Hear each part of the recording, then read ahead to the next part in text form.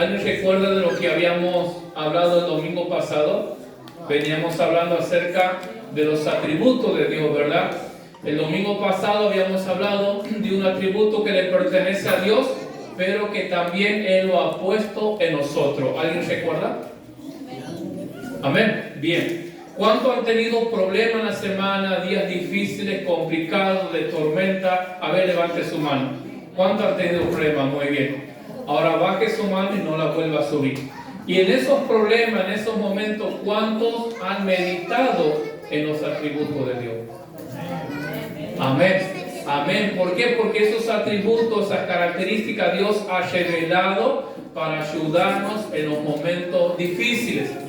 A través de esa meditación acerca de quién es Dios, nos va a dar la fortaleza, nos va a dar el poder, la fe, el gozo, todo lo que nosotros necesitamos para resistir, para vencer la adversidad y para tener la victoria. Amén. Muy bien. Bien, esta noche vamos a ver el segundo atributo de Dios clasificado como atributo comunicable. ¿Por qué es comunicable? Porque es algo que le pertenece a Dios, pero que también Dios lo ha puesto en nosotros. ¿Con qué fin? Con el fin que nosotros, a través de estos atributos que le pertenecen a Dios, podamos representar, podamos ser portadores de la imagen de Cristo Jesús en nuestra vida diaria. Amén.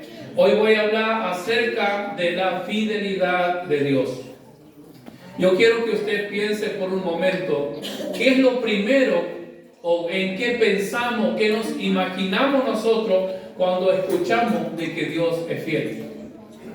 ¿Qué es lo primero que nos ocurre? ¿Qué es lo que viene a nuestra mente?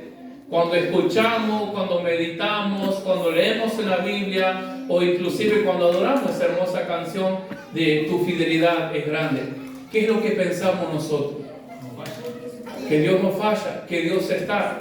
Creo que la mayoría nos podemos imaginar a manera de ilustración. Nos imaginamos nosotros como un bebé, como una criatura muy pequeña y nos imaginamos a Dios que nos toma, que nos lleva de su mano. Amén. Creo que la gran mayoría tenemos eso. Pero sin embargo, eso es parte de lo que hace la fidelidad de Dios. Pero la fidelidad de Dios va mucho más allá de imaginar a Dios tomándonos de nuestra mano como un padre lleva a sus hijos. Y hoy vamos a hablar un poco acerca de eso. Cuando nosotros vemos la Biblia, la palabra de Dios, tanto desde Génesis hasta Apocalipsis, nosotros podemos ver manifestada la fidelidad de Dios en distintas partes, en distintas áreas. Y vale recalcar que Dios nunca ha fallado. Todo lo que Dios ha hablado, todo lo que Dios ha prometido se ha cumplido. Nosotros tenemos de manera muy clara muchísimas profecías en el Antiguo Testamento que han sido dadas al pueblo de Israel. Algunas profecías han sido dadas para nosotros y la gran mayoría se han cumplido sin faltar una sola palabra. Y eso nos habla de la fidelidad de nuestro Dios. En el libro de Génesis, capítulo 8, versículo 22, la Biblia traducción en lenguaje actual dice: mientras la tierra exista, siempre habrá siembras y cosechas, siempre habrá calor y frío, siempre habrá invierno y verano, también noches y días. Esta palabra Dios trae después de que había mandado el diluvio a la tierra, después que había destruido todo ser viviente que existía. Entonces, después que Noé sale del arca con su familia, sí, Dios trae esta palabra, diciendo que mientras la tierra exista, nunca va a faltar la siembra y la cosecha. Nunca va a faltar la noche y el día. Nunca va a faltar el frío y el invierno. El frío y el calor nunca va a faltar. Entonces, la naturaleza, hermanos, si nosotros miramos, si nosotros pensamos, constantemente esta noche nos está hablando acerca de la fidelidad de Dios. Porque Él lo ha prometido hace miles de años en su palabra, que la noche nunca iba a faltar, que el día nunca iba a faltar, tampoco iba a faltar el invierno y tampoco iba a faltar el verano. Entonces, creo que nosotros de manera especial como santiagueños somos muy bendecidos por la fidelidad de Dios. Cuando hacen esos 60, esos 50, 60 grados de calor, recordemos que es una demostración de la fidelidad de Dios. Amén. Así que cuando estemos aquí para el verano, todos amontonados y con mucho calor, con mucha transpiración, podemos abrazar con toda libertad a nuestro hermano. Amén. Recordando la fidelidad de Dios. Porque el día, la noche, el invierno y el calor nos habla, nos recuerda que Él lo ha prometido, que esto va a existir. Amén. En segundo lugar, el libro de Deuteronomio, también vemos la fidelidad de Dios a través de los pactos.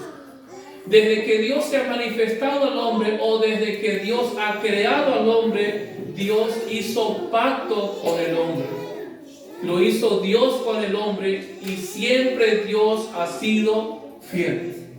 El primer pacto es el pacto edénico, sí, que Dios ha llevado a cabo en el huerto del Edén con Adán, diciéndole que iba a tener vida eterna, pero con una condición: si no tocaba del fruto del árbol de la vida. El hombre ha desobedecido y ante la desobediencia del pacto de Dios, el hombre ha quebrantado, el hombre ha violado ese pacto y por tanto la consecuencia de la desobediencia ha caído sobre él. En el libro de Deuteronomio capítulo 7 versículo 9 dice la palabra del Señor: conoce pues que Jehová tu Dios es Dios, Dios fiel que guarda el pacto. Dios está hablando al pueblo de Israel, dice: Israel, ustedes tienen que conocer que Jehová es Dios.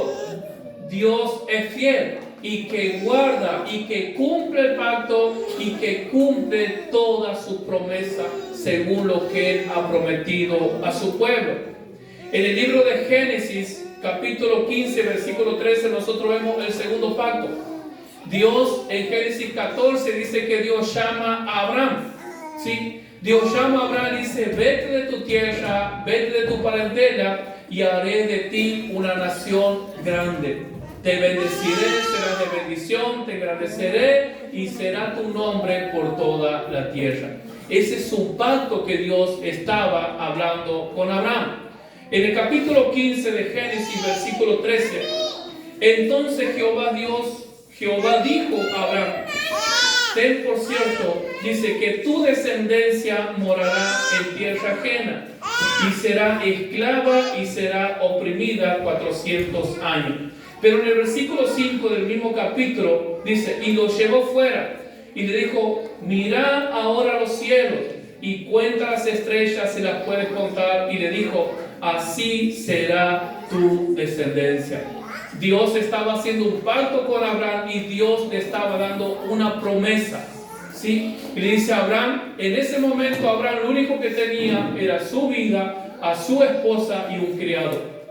Y para el colmo, Abraham no tenía hijos y no podía tener hijos.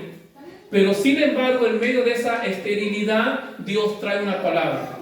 En medio de ese desierto, cuando ya dice que Sara decía que ella ya se le había pasado la costumbre de las mujeres. Sara ya era una persona mayor y no había posibilidad humana de que ellos pudieran concebir un hijo. Pero sin embargo, Dios, cuando el hombre dice: no, todo se ha terminado, hasta aquí hemos llegado, Dios trae una palabra. Y cuando Dios trae una palabra, Dios cumple la palabra.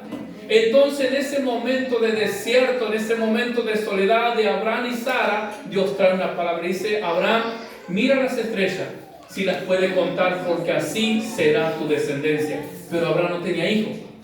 Pero la palabra que Dios ha traído a Abraham ha activado en Abraham la esperanza, ha activado en Abraham la fe. Y no obstante a esto, no solamente Dios le dice: te voy a dar un hijo, te voy a hacer una gran nación, sino que Dios se anticipa al tiempo y le dice: ten por cierto, dice Dios, que esta descendencia que voy a levantar de ti van a estar esclavos en Egipto por 400 años.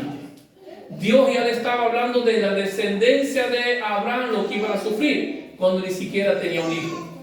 Pero sin embargo, en el libro de Éxodo capítulo 12, versículo 41, Dice, y pasados los 430 años, en el mismo día todas las huestes de Jehová salieron de la tierra de Egipto. Dios había cumplido su palabra tal y como había prometido a Abraham.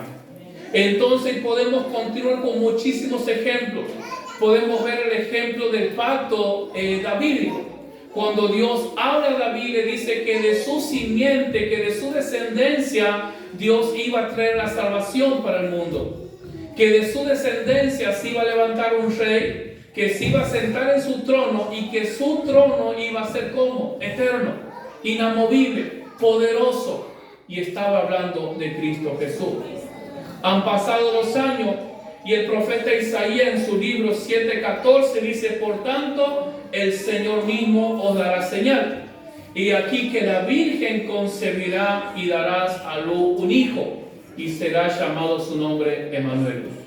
Dios le dice a Israel, Dios los trastorna prácticamente con esta palabra, porque Dios dice la Virgen va a dar a luz. Dios no le está diciendo la esposa de alguien, Dios dice la Virgen. Era la promesa que Dios estaba haciendo. Dará, dice, a luz y será llamado su nombre Emmanuel, que traducido es Dios con nosotros. ¿Y de quién estaba hablando esta profecía? De Cristo. Dios estaba trayendo la promesa del nuevo pacto. ¿Cuál es el nuevo pacto?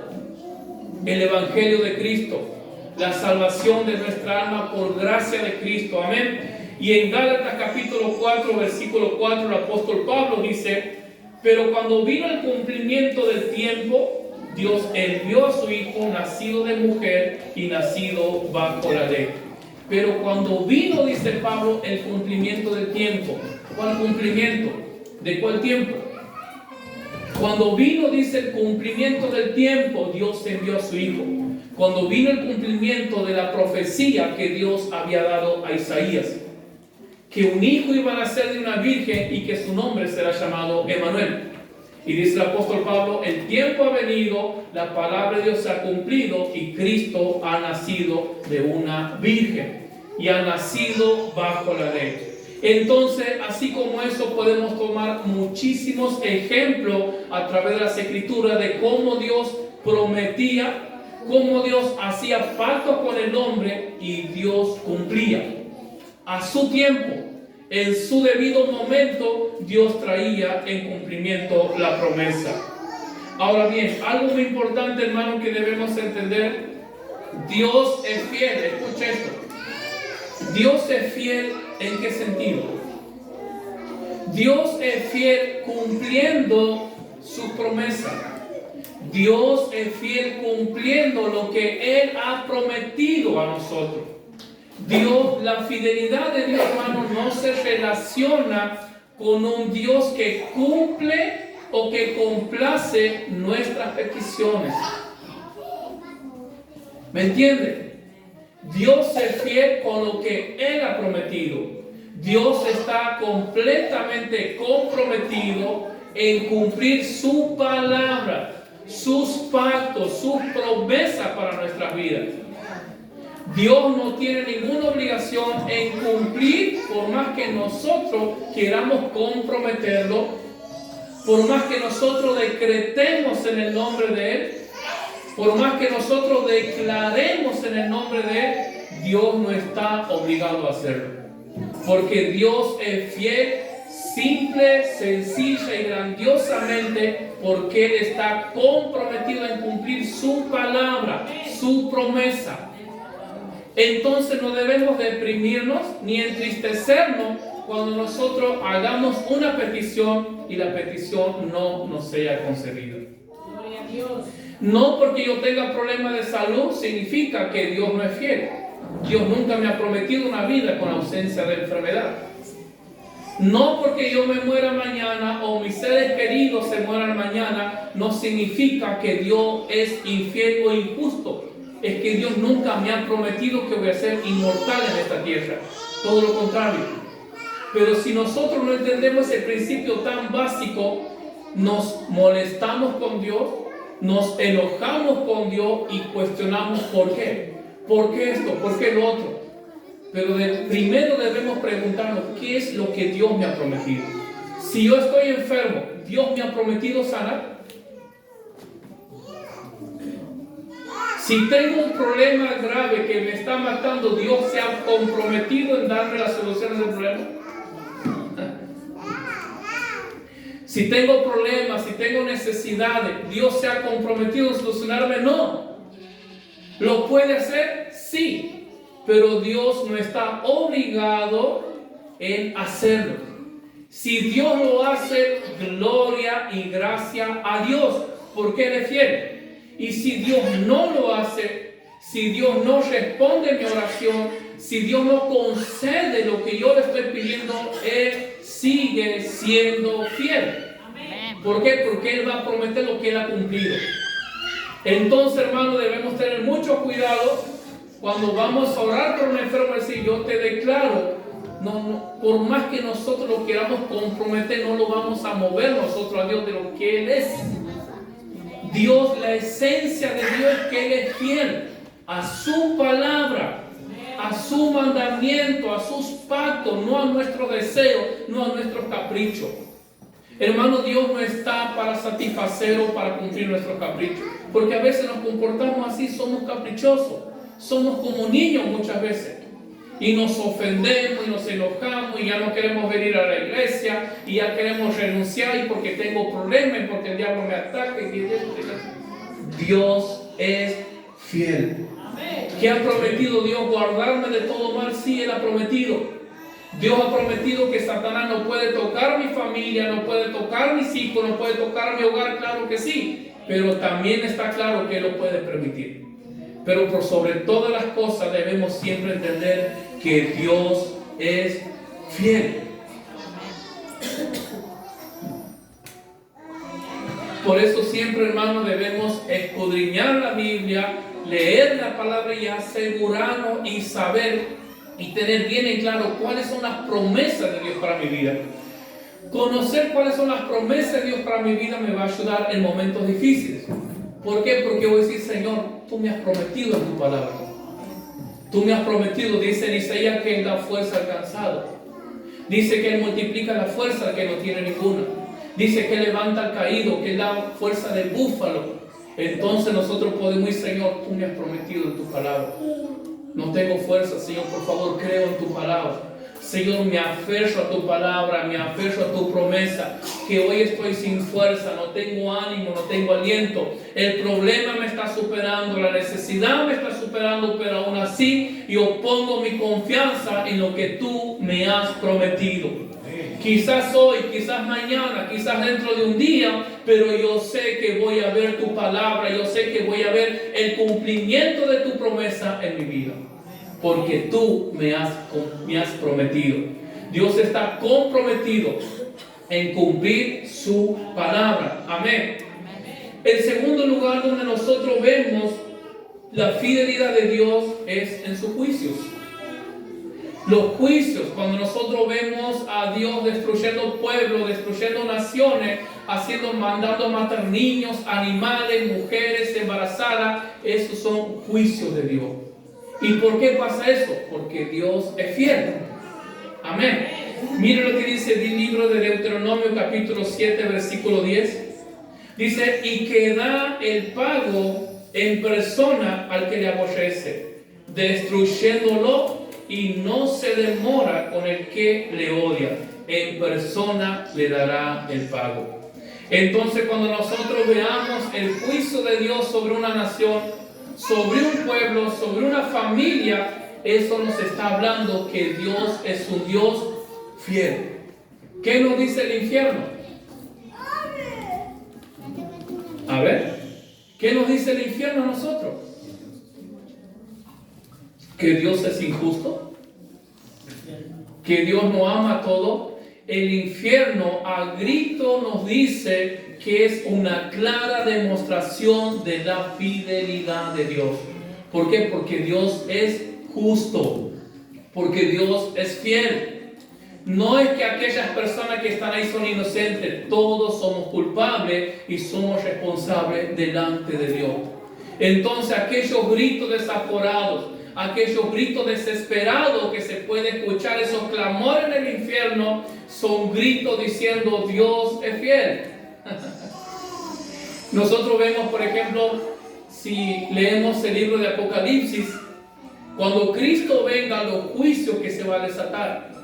Dice que son juicios, son sufrimientos que el ser humano va a experimentar como nunca antes ha sentido un dolor y nunca antes lo va a sentir. Pero cada juicio de Dios, cada destrucción que Dios envía sobre esta tierra para destruir todo, no es otra cosa que esos juicios diciendo Dios es fiel. Todos esos juicios son fidelidad de Dios. Y también nosotros, eso nos lleva a ser agradecidos. ¿Por qué? Porque si no hubiese sido por Cristo, la ira de Dios iba a ser derramada sobre nuestras vidas. Esos juicios de Dios iba a derramar sobre mi vida, sobre mi hogar, sobre mi familia, sobre mis hijos.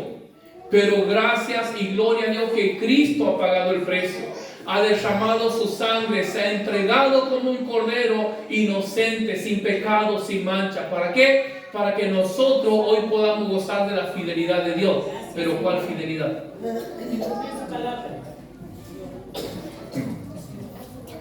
Decíamos que los atributos de Dios son como aquella nube. ¿Recuerdan el desierto de Israel?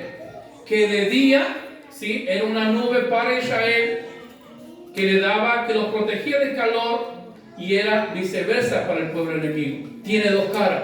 Los atributos de Dios son de dos caras. La nube era de bendición para Israel, de luz, pero para los egipcios era oscuridad. La fidelidad de Dios es exactamente lo mismo. Nosotros podemos estar del lado de la fidelidad de Dios, donde Él manifiesta su amor, su compasión, su gozo, donde Él cumple sus promesas en nuestras vidas, o podemos estar del otro lado de la fidelidad de Dios. No se duerma, por favor. O podemos estar del otro lado de la fidelidad de Dios, recibiendo el juicio y la ira de Dios sobre nuestras vidas. Pero gloria a Dios, como dice su palabra, que para los que están en Cristo no hay condenación.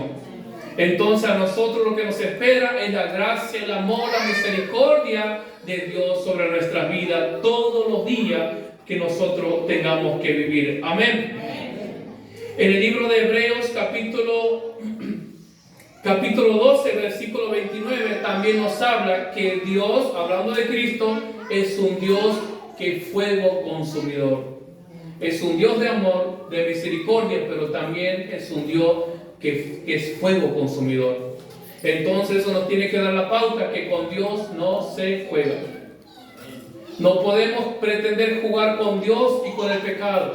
Un día agradar a Dios y otro día hacer las cosas como yo quiero. Dios es fuego consumidor. Ese Cristo que en el libro de los Evangelios lo describen como el siervo sufriente, como el humilde, como el cordero, como el pobre, el que se ha entregado, el que no decía nada. En Apocalipsis se manifiesta como un rey poderoso soberano. Sus ojos son como llamas de fuego. De su boca sale una espada aguda de doble filo. Y ahora Hebreo nos dice que Él es fuego consumidor.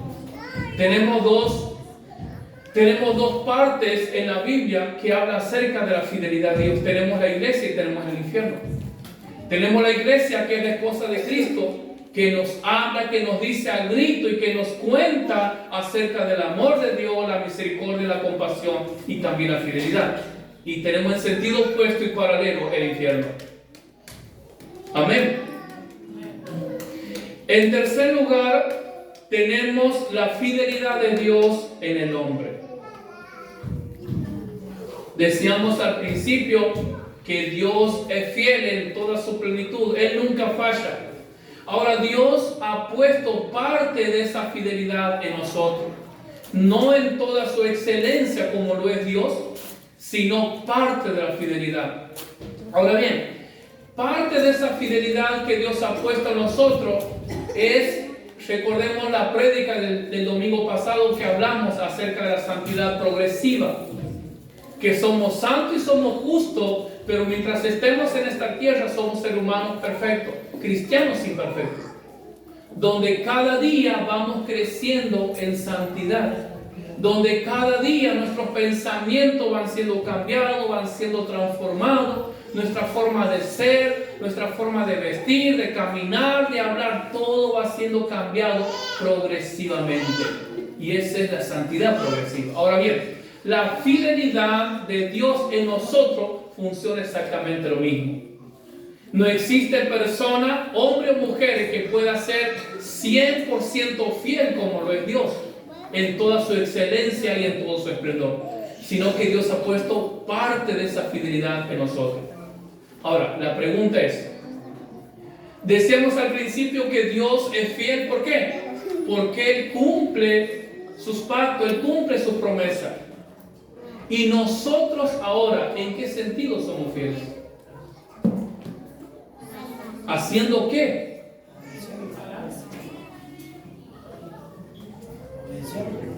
Amén. Dios es fiel en lo que Él ha prometido en su pacto. Y nosotros resaltamos la fidelidad de Dios obedeciendo lo que ese pacto dice. Tenemos, por ejemplo, el nuevo pacto, que es el Evangelio, la salvación en Cristo, la vida en Cristo, la plenitud, todo lo que conlleva la enseñanza del Evangelio está en el nuevo pacto. Eso lo ha dado Dios.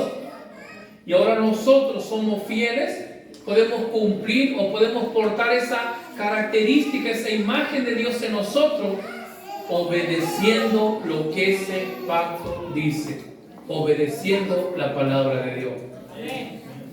Y yo creo que toda persona, hermanos, todos nosotros, los solteros, los que están solteros, los que están solteras y aún los que están casados, ¿cuál es el deseo? De tener una persona como fiel. El que está casado, por más que tengamos muchos años de matrimonio, pero nosotros deseamos, nosotros anhelamos que esa persona sea una persona fiel. La mujer, la adolescente, la joven que está soltera o el joven soltero, ¿qué es lo que desea encontrar? Un hombre fiel, una mujer fiel. Entonces, ¿cómo vamos a encontrar a una persona que es fiel? ¿O cómo vamos a saber si esa persona va a poder ser fiel o no me va a poder ser fiel a mí? ¿Cómo podemos conocerlo? Hermano, nadie puede ser fiel a nosotros si antes no son personas fieles a la palabra de Dios. Así que jovencitos, jovencitas, solteros y solteras, nunca se olviden esto. Si esa persona que está eligiendo no es una persona fiel a la palabra de Dios, usted está en toda su elección de decidir y de elegirlo. Usted puede decir, ay, pero él es muy bonito, o ella es muy bonita, usted no sabe. Todo lo que usted diga, la Biblia me dice todo lo contrario. Usted lo puede elegir, pero no tiene que sorprender que en cualquier momento usted va a tener sorpresas. ¿Por qué? Porque es una persona que no podemos ser fieles, hermanos, si no somos fieles a Dios. Lo mismo pasa con el esposo, con la esposa. El marido o la mujer no puede ser fiel a su cónyuge si primero nosotros no aprendemos a ser fiel a Dios. Si yo no aprendo primero a ser fiel a Dios en su palabra, si no aprendo a ser fiel a Dios a su pacto, yo no voy a poder ser fiel a mi esposa. Ni físicamente, ni cuando esté conmigo, ni en el pensamiento, ni en la mirada. No vamos a poder ser fiel. Entonces, aquel hombre, aquella mujer que Dios puede elegir para tu vida, es aquella persona que usted sabe. Y que usted sabe que esa persona está dando fruto de una vida de obediencia a Dios. Entonces usted con toda tranquilidad puede decir, yo sé que esta persona me va a ser fiel, porque está siendo fiel a Dios. Sucede lo mismo con el ministerio en la iglesia. Usted imagínese que nosotros, en el momento de elegir a alguien como predicador, yo elija a una persona que no es fiel a la palabra. ¿Cómo yo voy a esperar que Masi pueda ser fiel al ministerio, pueda ser fiel al pastor, si no es fiel a la palabra de Dios? Pero a veces nosotros nos confiamos diciendo, pero es bonito. Ay, pero es humilde, es buena persona. Me acuerdo, teníamos, que era antes mi pastor, que ha fallecido con 90 años. Dice que un día en el desierto, en el monte, él siempre andaba en los desiertos, en el norte, en Chalco. Y que una joven de la iglesia me dice, mire pastor, dice, le presento a mi esposo. Y el pastor dice, hija, no te conviene. No es para vos. Y ella dice, ay pastor, pero es que es buenito. No, perdón, ha sido al revés. El hombre viene al pastor con la novia. Pero es muy bonita, pastor, no te conviene. No, pastor, es que yo lo amo. Perfecto. Después venía, dice, con los ojos así, marcado el sartén, en los ojos, en la cabeza. Y era bonito, era bonita. Pero hermano, dice la Biblia que perverso y engañoso es el corazón del hombre más que todas las cosas. Voy a continuar, si no me voy a detener ahí. Dice el libro de Filipenses, capítulo 2, versículo 8. Y estando en la condición de hombre, se humilló a sí mismo, haciéndose obediente hasta la muerte y muerte de cruz. ¿Cuál era la característica principal que Cristo tenía como ser humano? Obediencia. Y estando en condición de hombre, estando en la condición de cada uno de nosotros, Él se humilló y fue fiel y obediente a su Padre. ¿Hasta dónde? Hasta la muerte. Esposos, esposas, jóvenes, si queremos personas que sean fieles a nosotros hasta la muerte, esa persona primero tiene que ser fiel a Dios. Si no, de lo contrario, es imposible que usted pueda tener la garantía y la confianza de decir, esa persona me va a ser fiel. Dice, estando en la condición de hombre, se humilló haciéndose obediente hasta la muerte y muerte de cruz. Después, otro punto número 4, vemos también la fidelidad de Dios en la disciplina. Usted imagínese que yo agarre un cinto, ¿sí? Ya me ha mirado a mí. Que yo lo tenga agarrado en una foto, que yo lo tenga a mi hija del brazo con una mano y con la otra mano yo tengo un cinto castigándola. Alguien me saca una foto y lo sube a Facebook. ¿Qué es lo que van a decir? ¿Qué padre amoroso y qué padre fiel? ¿Qué mal padre? ¿Cómo va a maltratar a su hija? ¡Qué injusto! Hay que denunciarlo y se va a armar todo un problema. Ahora, al principio había hecho una pregunta, no se nos duerma. Al principio había hecho una pregunta, la vez de la carita. Al principio había hecho una pregunta acerca de qué nos imaginamos, qué pensamos nosotros cuando hablamos de fidelidad de Dios. Y la gran mayoría, cuando decimos Dios es fiel, nos imaginamos a Dios abrazándonos, besándonos, meciéndonos, haciendo, y no está mal, pero esa es parte. Pero también Dios muestra su fidelidad en las correcciones y en las disciplinas. Pero el problema es que nosotros muchas veces nos molestamos, nos enojamos y nos queremos rebelar cuando somos corregidos o cuando somos disciplinados por Dios. Yo creo que ningún padre terrenal, cuando corrige a su hijo, cuando castiga a su hijo, yo creo que en ese momento deja de ser el buen padre o el mejor padre del mundo. Porque la Biblia misma dice que la disciplina, bien digo, en el momento de ejecutarse, de llevarse a cabo, produce dolor. No produce alegría. No es que el hijo dice, ay papá, qué lindo, pégame más, me gusta, pégame más fuerte. No, llora, se entristece, comienza a crear resentimientos, recuerdos del padre, te odio, son los peor. ¿Por qué? Porque no entiende. Porque dice que la disciplina en su momento no es causa de gozo para nada. Pero a su tiempo tiene fruto. Y yo creo que muchos de nosotros, la gran mayoría de los que estamos aquí, cuando nuestros padres nos han corregido en nuestra niñez, en nuestra infancia, en nuestra adolescencia o aún en nuestra juventud, nos enojábamos con nuestros padres y eran los peores. Pero éramos niños. Por más que tengamos 20, 25 años, nos corregían. Mire,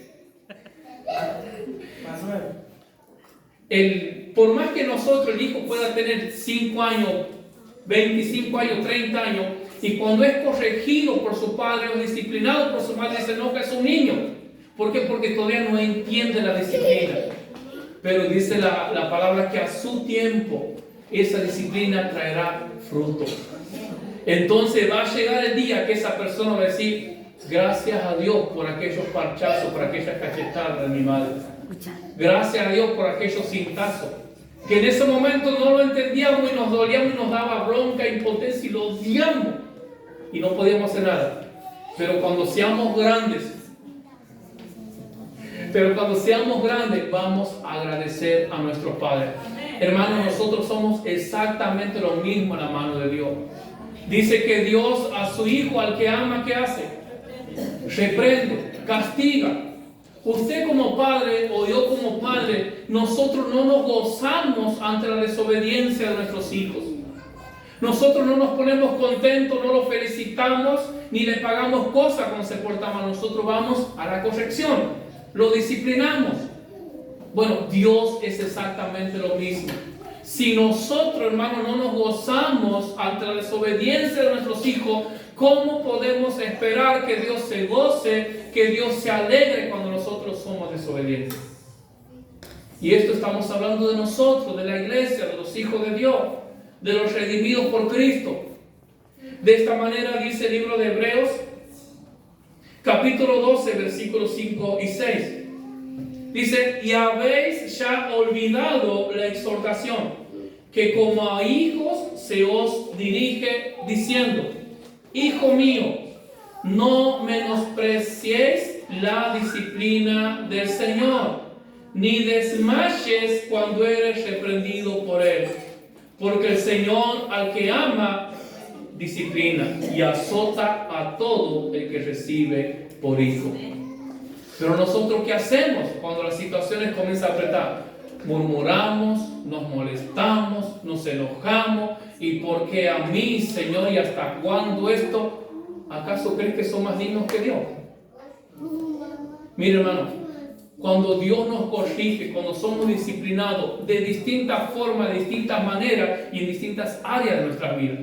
A veces puede ser por la salud, puede ser en la parte de la economía, puede ser en la parte espiritual, puede ser con problemas, pero aún esas circunstancias nos hablan a grito que Dios es fiel. Aun cuando somos disciplinados, cuando somos corregidos, dice que no debemos enojarnos porque eso nos está dando una demostración del inmenso amor de Dios para con nuestra vida. Hermano, entender, comprender esto nos va a ayudar a no murmurar. Vamos a ser menos quejones. Vamos a ser menos murmuradores. No nos vamos a poner tan molestos, tan histéricos cuando las cosas están saliendo mal. ¿Por qué? Porque nosotros vamos a entender por la palabra que es Dios el que está corrigiendo y nos está disciplinando.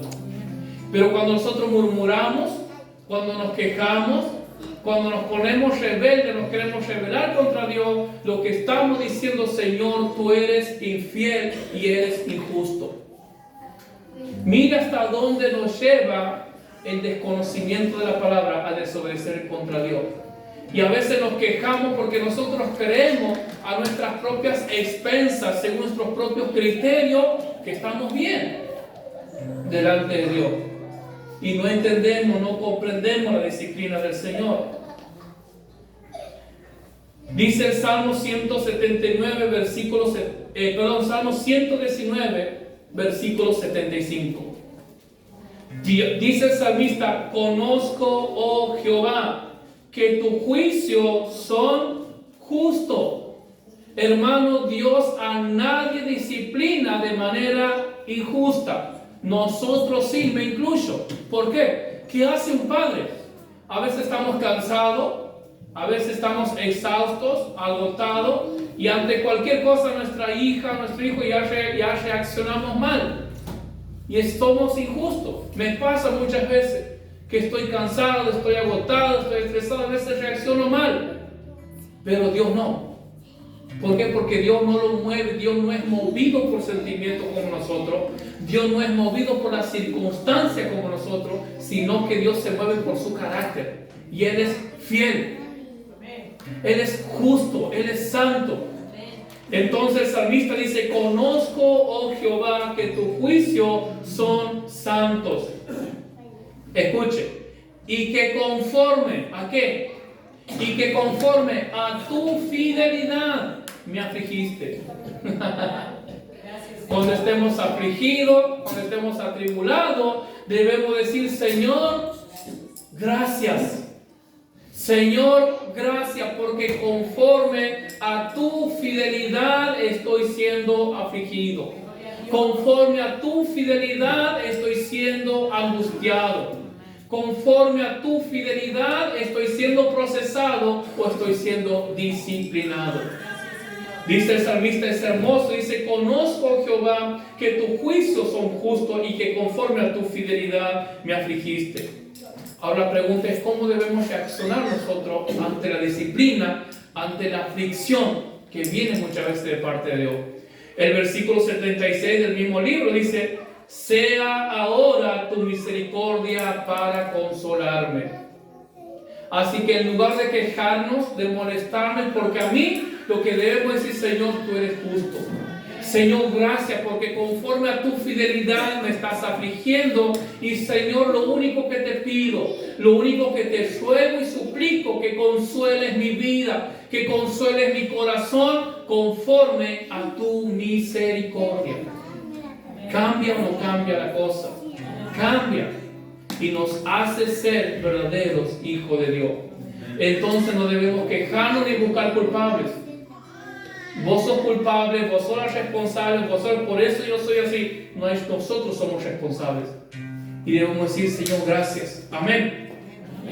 El libro de Daniel, capítulo 9, versículo 7. Escuche lo que dice este varón de Dios. Dice, tuya es, Señor, la justicia y nuestra la confusión del rostro.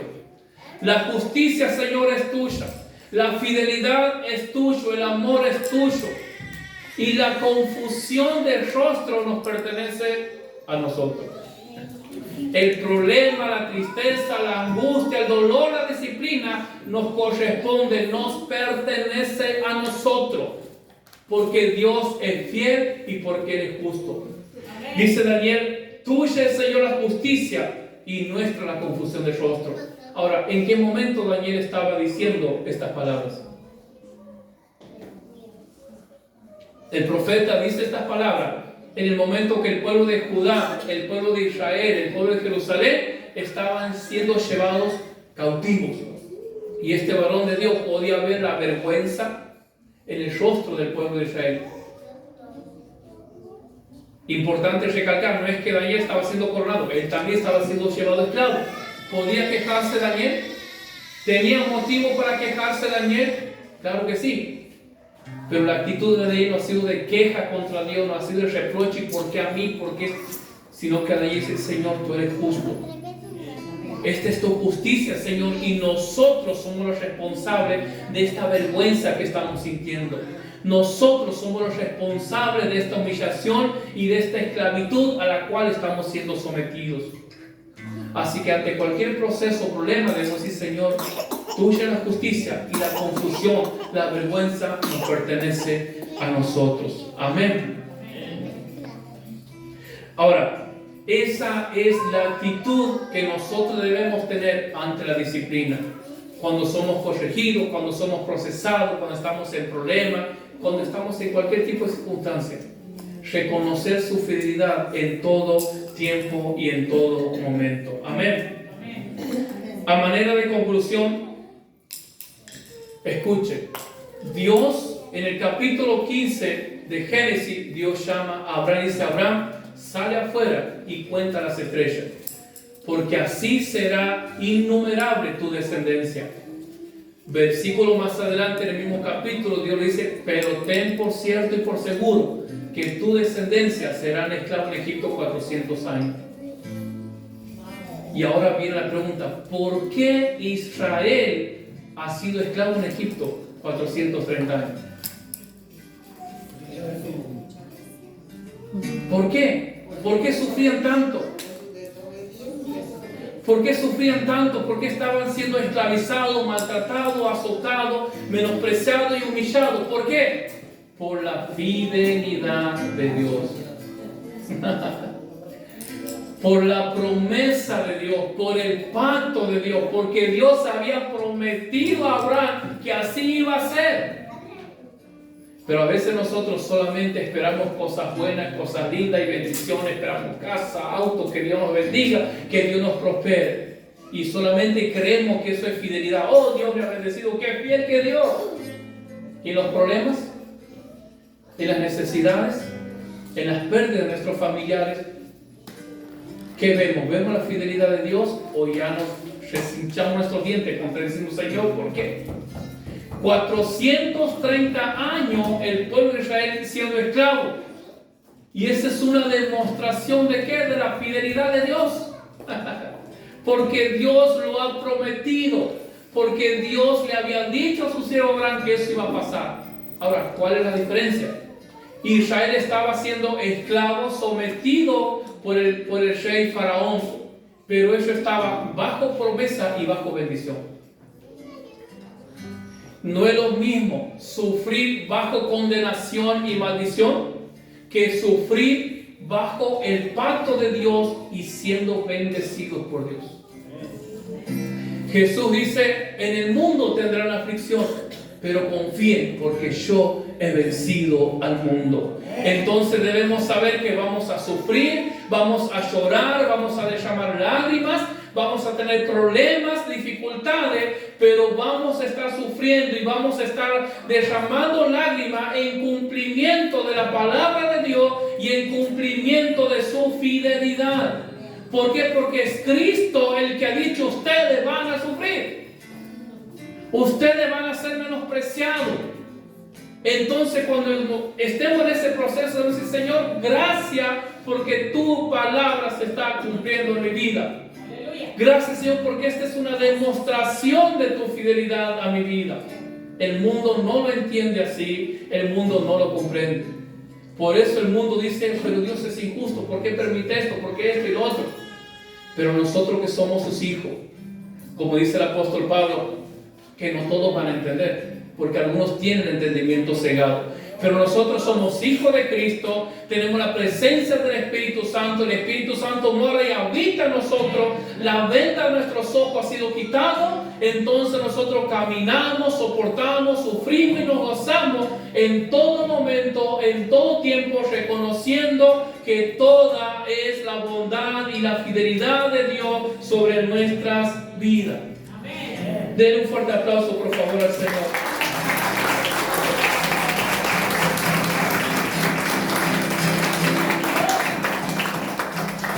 Quiero finalizar con esta ilustración. Libro de Génesis, capítulo 15. Génesis, capítulo 15, versículo 12. Dice la palabra, más a la caída del sol sobrecogió el sueño a Abraham, y aquí que el temor de una grande oscuridad cayó sobre él.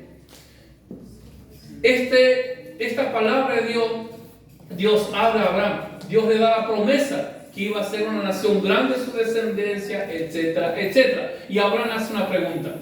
Dice Abraham, bueno Señor, pero ahora ¿cómo yo voy a saber que tú me estás hablando? ¿Cómo voy a saber qué confirmación me vas a dar que esta promesa viene de ti? Entonces Dios dice a Abraham, trae una becerra, trae un carnero, trae un cabrito, trae una paloma y trae un palomino. Ahora, cuando Abraham trae estos animales, la cabra, el carnero y la ternera, lo parten por la mitad. Escuche esto, ¿por qué? Porque esa era la costumbre. Cuando se hacía un pacto, se traía un animal, un cabrito, un carnero, se lo partía por la mitad y se lo ponía frente a frente a las mitades.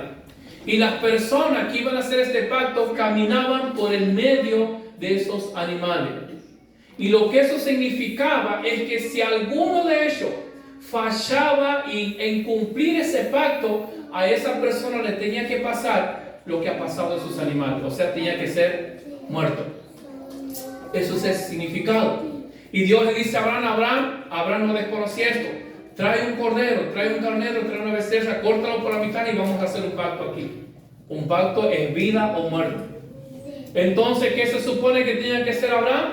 Caminar por medio, ¿verdad? Y también lo tenía que hacer Dios.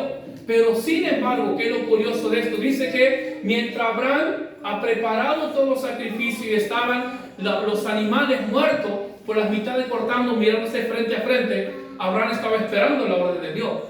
Abraham estaba esperando que Dios diga, bueno, Abraham, listo, vamos a caminar juntos tomados de la mano. ¿Camina vos o camino yo? Pero sin embargo dice que ha caído una tiniebla y un temor se ha apoderado de Abraham. Y cuando ese temor, esa tiniebla ha caído sobre Abraham, dice que ha caído un sueño profundo.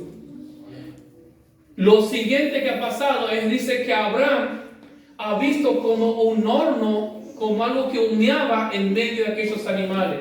Y ha visto una antorcha encendida, algo como un fuego que se paseaba por medio de los animales.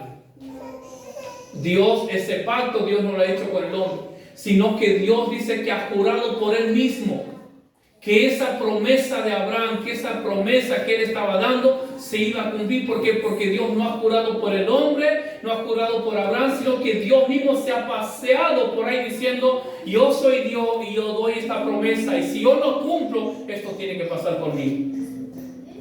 Ahora, mire, esa es la revelación más grande, una de las revelaciones más grandes y poderosas de la manifestación de la fidelidad de Dios. Ahora, la pregunta es, ¿en qué momento Abraham ha conocido esa fidelidad, esa manifestación de Dios? Dice que un miedo, un temor ha caído sobre Abraham, una oscuridad ha caído sobre Abraham. ¿Y qué ha pasado? Los ojos de Abraham se han cerrado. Los sentidos de Abraham se han cerrado. Toda la humanidad de Abraham ha quedado muerta y limitada. Y solamente Abraham podía ver lo que Dios quería decirle y lo que Dios quería hablar. ¿Qué trato de decir con esto? Que muchas veces, en esos problemas, en esos momentos difíciles, cuando muchas veces estamos llenos de miedo, llenos de temor, de incertidumbre, que estamos ciegos como Abraham, llenos de miedo, que nuestros ojos están oscurecidos, no podemos ver más allá de la circunstancia. Cuando no podemos ver más allá de la situación, Dios va a manifestar su fidelidad en nuestras vidas. Porque ¿qué sucede? Usted imagínese que Abraham le dice, Señor, estoy ciego. Señor, ¿por qué este miedo? No, Abraham estaba entregado a la voluntad de Dios. Y cuando hay un hombre, cuando hay una mujer entregado a la voluntad de Dios, cuando hay un hombre o una mujer dispuesto a escuchar lo que Dios quiere revelar, lo que Dios quiere traer, por más que esté herido, por más que esté caído, por más que esté lleno de miedo y temor, pero la gloria de Dios se va a manifestar a su vida. Independientemente el proceso, el problema, la circunstancia, el miedo, la enfermedad que estemos atravesando, y aunque sintamos que la fe se ha muerto, aunque sintamos que no vemos a Dios, pero déjame decirte que la gloria de Dios se va a manifestar en tu vida. Vas a ver la gloria de Dios, vas a ver la fidelidad de Dios en tu vida, en tu hogar, en tu familia, en tu casa y en tu matrimonio. Pero es necesario muchas veces que nuestros ojos naturales sean cerrados. Y muchas veces Dios hace eso y nosotros luchamos contra eso. ¿Por qué? Porque nosotros estamos acostumbrados a eso. Cuando mis ojos naturales ven que el problema se está agravando, me desespero. Pero a veces es Dios llevándonos a esa situación, a ese problema, a ese punto límite, que nosotros mismos podamos decir, estoy acabado, lleno de miedo, lleno de temor. Pero lo único que Dios espera, que podamos confiar en su fidelidad. Es algo hermoso la palabra cuando Jesús lava los pies de sus discípulos. Y el apóstol Pedro, siempre entrometido y curioso el tipo, y Jesús va a lavar los pies de Pedro, escuche, y Pedro dice, Señor, pero los pies nomás y la cabeza. Y Pedro no quería dejarse lavar los pies por Jesús. Y Pedro decía, no, Señor, a mí no, los pies únicamente, la cabeza también. ¿Por qué Pedro rezongaba? Porque Pedro no entendía. Pedro no comprendía cómo es posible que aquel ser tan poderoso, cómo es posible que aquel ser que era 100% hombre y que era 100% Dios, le tenía que lavar los pies a él. Para Pedro lo que Jesús estaba haciendo era contrario, era opuesto a lo que Cristo era. Él era el Rey, Él era el Hijo de Dios, Él era el Salvador del mundo, Él era el que tenía todo el poder, toda la unción del Espíritu Santo para dar vida, para dar muerte, para condenar, para salvar. Y Pedro no entendía cómo es que Cristo estaba haciendo eso. ¿Y cuántas veces estamos como Pedro y nos hacemos la misma pregunta? ¿Cuántas veces vivimos situaciones, problemas contrarios o opuestos a lo que nosotros esperamos o a lo que la palabra dice? Situaciones difíciles y nosotros decimos, che, pero no entiendo dónde cabe en esta situación, en este problema, en esta necesidad, en esta pérdida que he tenido, ¿dónde cabe el amor de Dios? ¿Dónde cabe su fidelidad? Y la respuesta le da Jesús a Pedro diciendo, Pedro, ahora no lo vas a entender, pero más adelante lo vas a entender. Los procesos que nos toque vivir muchas veces en el momento no los vamos a entender, no los vamos a comprender, pero lo entenderemos y lo vamos a comprender más adelante. Lo único que debemos hacer nosotros es confiar en su fidelidad. Dice Isaías 50:10, el que anda en tiniebla y carece de luz, confíe en el nombre de Jehová y apóyese en su Dios. El que anda en tiniebla, el que carece de luz. ¿Cuántas veces nos sentimos espiritualmente que estamos caminando en la oscuridad, que estamos caminando en tiniebla, que nuestros ojos se han cegado, están cerrados, no podemos ver nada? ¿Y qué hago? Dice el profeta, el que anda en tiniebla, confíe en el nombre de Jehová y apóyese en su Dios. En esos momentos donde no sentimos nada, donde no sentimos la presencia, no sentimos el gozo, no tengo ganas de cantar, de orar, de alabar y tengo ganas de dejar todo lo que tengo que hacer, confiar en Dios y apoyarme en Él. ¿Por qué? Lamentaciones, con esto finalizo. Capítulo 3, versículos 22 y 23 dice, por la misericordia de Jehová no hemos sido consumidos, porque nunca decayeron sus misericordias. Nuevas son cada mañana, grande es su fidelidad. Amén. Póngase de pie, por favor, en esta noche. Dice el profeta.